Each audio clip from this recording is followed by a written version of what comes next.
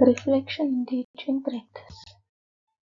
Introduction. Good day everyone, my name is Tiara Falkers and in this vlog I will discuss the role of reflection in teaching practice. To me, reflection in teaching means thinking carefully about teaching methods, classroom experiences, and learner responses to improve my teaching. Reflection helps learners understand what worked well and what can be improved in future lessons. After exploring the reading in this module, my understanding of reflection has changed.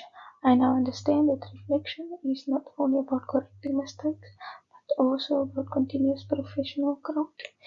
It helps teachers become more effective, confident, and responsive to learners' needs. Benefits and challenges of reflection in teaching. It helps teachers improve their teaching strategies and lesson planning.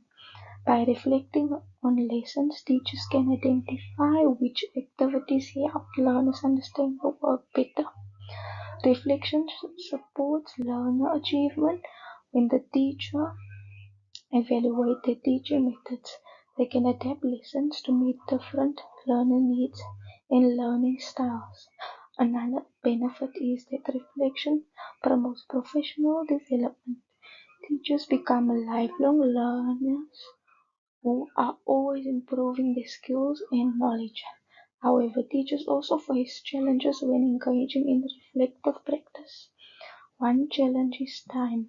Teachers often have busy schedules, making it difficult to reflect regularly. Another challenge is being honest about weaknesses. Some teachers may feel uncomfortable admitting mistakes of areas where improvement is needed.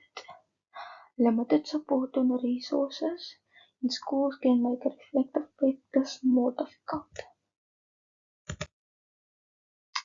Reflection in policy documents. The curriculum and assessment policy statement, also known as CAPS, encourages teachers to reflect on their teaching practices in order to improve learner performance and encourage effective curriculum delivery. The minimum requirements of Teacher Education Qualifications or MRTEQ also highlights reflections as an important skill for teachers. MRTEQ explains that teachers should be reflective practitioners who continuously evaluate and improve their teaching practices. Both CAPS and MRTEQ show that the reflection is essential for quality teaching and professional growth in education. In conclusion, reflective practice plays an important role in teaching and learning. It helps teachers improve their teaching methods, support learners more effectively, and grow professionally.